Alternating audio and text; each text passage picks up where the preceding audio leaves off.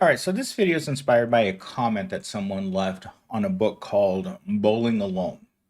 The title metaphor comes from the observation that while more people were bowling than ever before, they were doing so alone rather than in leagues, which reflected a broader trend of declining civic engagement.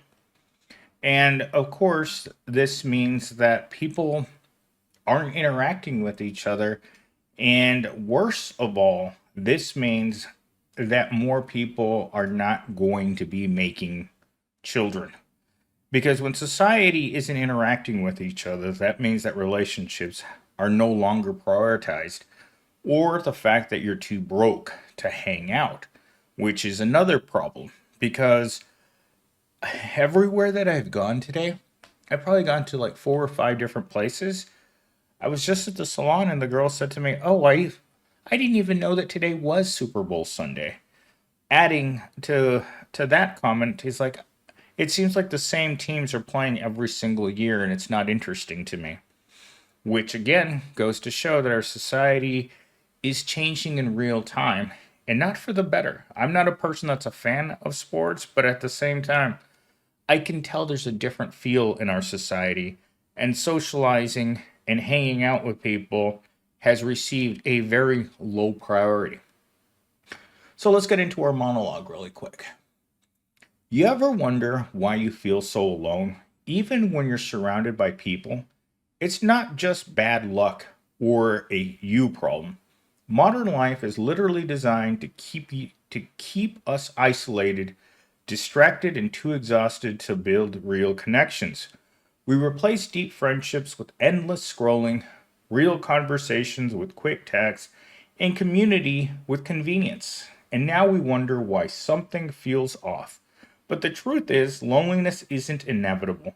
It's just what happens when a society prioritizes work, profit, efficiency over the one thing we actually need to survive: each other. Well, I don't agree with that introductory monologue completely because I've been an angry loner my whole life, a person that hasn't really sought out connections. In fact, this weekend will be one of the worst weekends that I've ever had for just extreme loneliness. And why is that? I don't really know anyone, at least not anyone that lives here. And the people that I do know probably wouldn't want to spend their time with a loser like myself. So, stopping the video here to add what I have to do in every single video. Remember, subscribe, donate, leave a like, or drop a comment. Preferably, drop a comment. Like every other video that I've made today, this video is inspired by a comment because I've never heard of the book Bowling Alone. All right, so let's get into our talking points here with an additional toxic positivity, and let's get right into this. Loneliness isn't a personal failure. Society profits from isolation. When people are lonely, they spend more on entertainment, self help, and distractions. It's very true. The entire video game industry came about because listen to what these two things are: games and video games. You merge these things together and you create a version of entertainment that is fully engaging and is very profitable for the corporations. And they've turned our video games into money making machines by offering in game purchases. Fortnite is probably the number one game out there, and on PC it's free. But V-Bucks aren't free, and people drop billions of dollars into in game content after purchasing AAA titles like Call of Duty every single year. In fact, the Dropbox system was so toxic to children that they had to get rid of it because it was a casino designed for children. And I'm guilty just as much as the next person about watching Dropbox opening videos to see if they got the new items that dropped in the game that day. And it was fun to watch because you could see someone spend $1,500 of their own money on drop boxes. And of course, this is a tax write off. Of course, by making that video, they're making their money back 10 times easily. When you're a big YouTuber, you're making a lot of money every day. If you're pulling down 50 to 100,000, maybe even more than that views per day, you're making a lot of money. I I barely get anywhere from 5 to 10,000 views a day, and it's not great money, but you multiply that by many numbers and you're making a lot of money. So they're willing to invest money in order to make money because it's the drop of a hat. It's money that they wouldn't even pick up on the ground. And that's the great thing about these YouTubers. Fitness YouTubers, financial YouTubers, whatever they're selling you, they don't have to believe in what they're selling. They have to make you believe in what they're selling, especially once they have sponsorships and they have something to sell to you in the middle of the game. Those companies don't reach out to them because they like their content. No, they're using them just like any other advertisement in order to make money. YouTube exists for the sole purpose to sell advertising space. Anything on the internet that's free, you are the product. You are the thing that they want. Facebook isn't free. Instagram isn't free. Snapchat isn't free. These are all services that are designed to get you to look at ads. Advertising is a billion-dollar industry on the entire planet. The more people that they can get watching ads, the more money they're going to make. Ads, it's just another way of marketing to certain demographics. Even My Evil Corp has an entire department dedicated to try and grab the attention of people so that they will buy their product. That's what they do. All right, so moving on to our next talking point. Digital connection is not a substitute for real connections. Social media tricks us into thinking we're connected, but it's passive, shallow, and doesn't replace deep face-to-face interactions. Our face-to-face interactions on a daily basis are almost non-existent.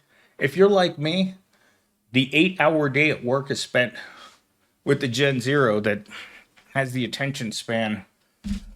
I'd hate to use goldfish, but an attention span, a TikTok created attention span. I can see him scrolling through his phone, going through short after short after short for long periods of time. Like he just can't focus on one thing. 1 minute he's playing a video game, the next minute he's trying to read a book, the next minute he looks like he's trying to fall asleep.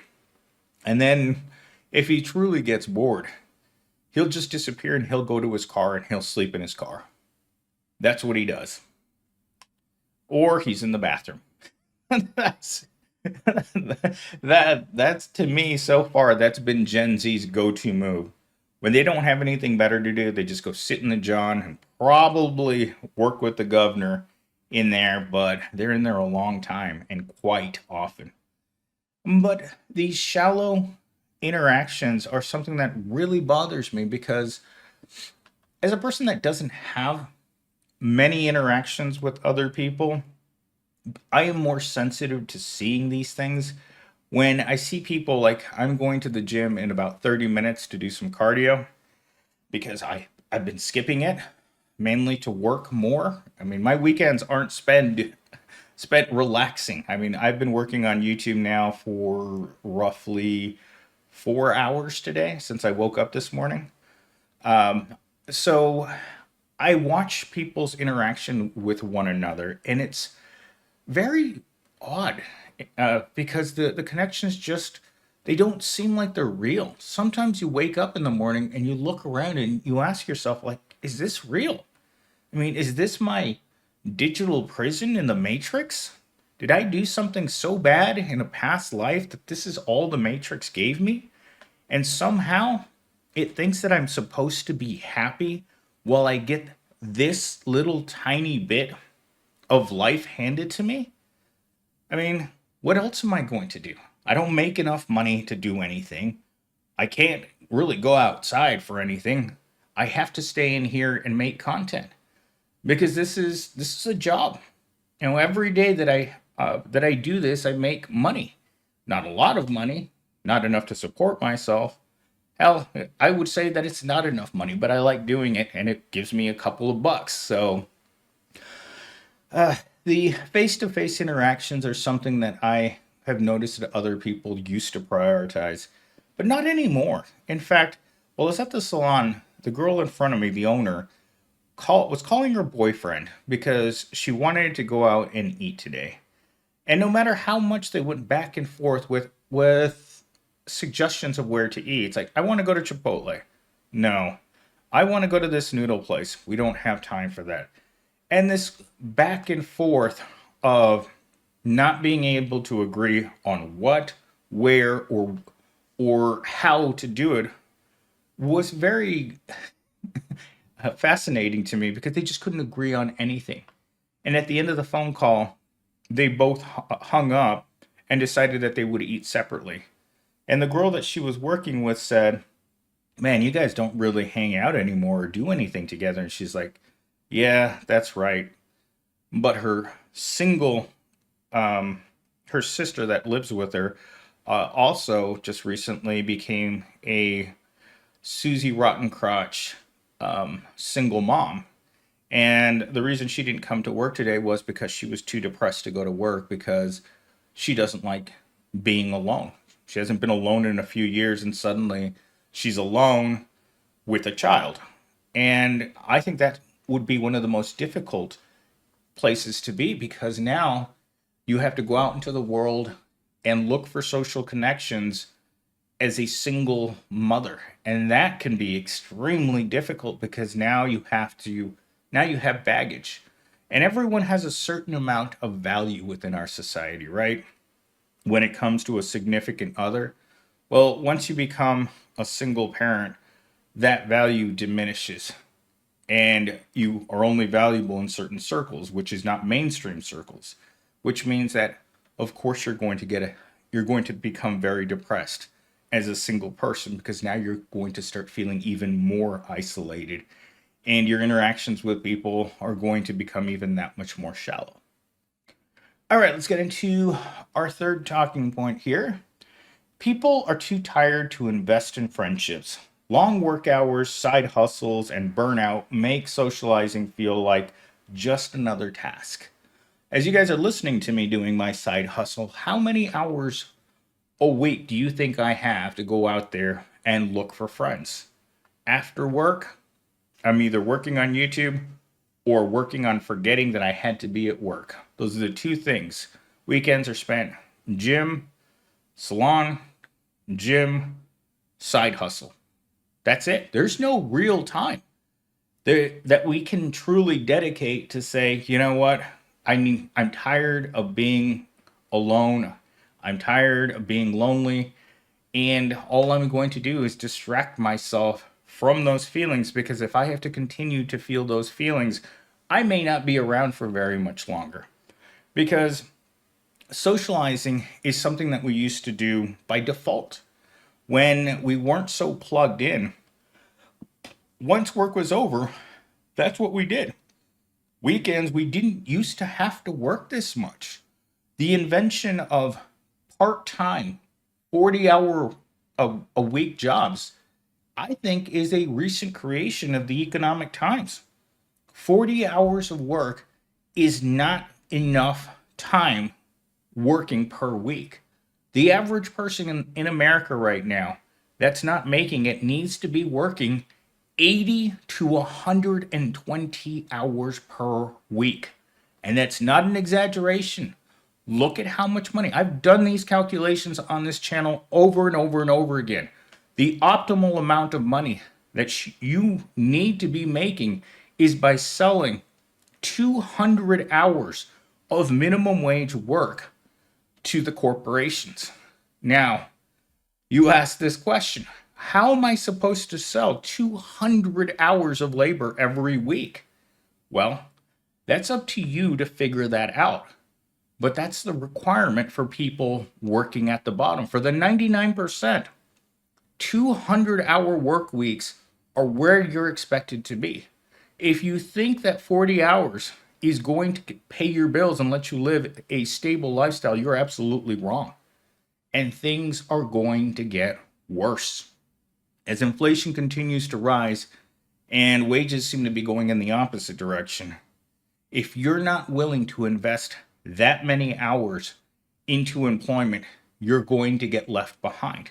You're going to go through the stages of becoming financially ruined. Number one, you're going to either have to move into your car or move back in with your parents.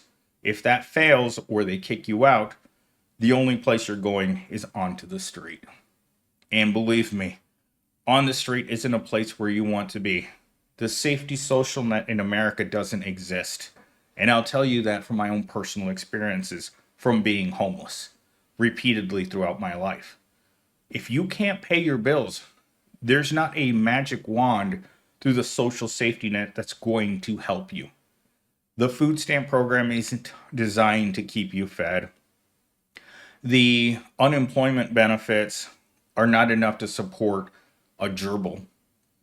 And when it comes to overall your ability to catch yourself before you fall onto the street, look at how many homeless people there are in America right now. I would say that there's close to 200. I'd say there's at least 2 million homeless people, with that number probably climbing higher to probably closer to 5 million within a couple of years, just because of the way that wages are right now. There's no hope for things to get better. You are just going to have to work more. And working more means you have less and less time to see the people that you want to see. In fact, this was one of the most common gripes I heard while I worked at Walmart.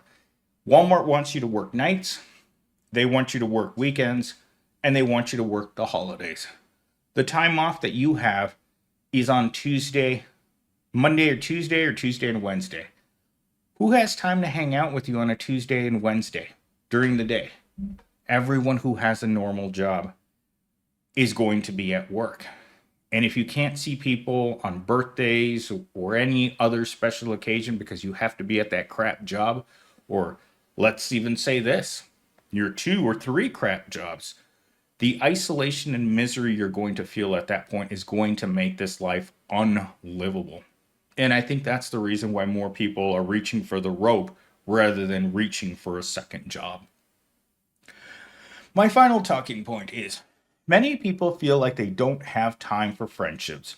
But the truth is, our society has structured life to make personal relationships seem secondary. Absolutely secondary. Because your primary goal in your entire life right now should be to work more. And personal relationships are something that's just going to fall by the wayside, especially for poor people.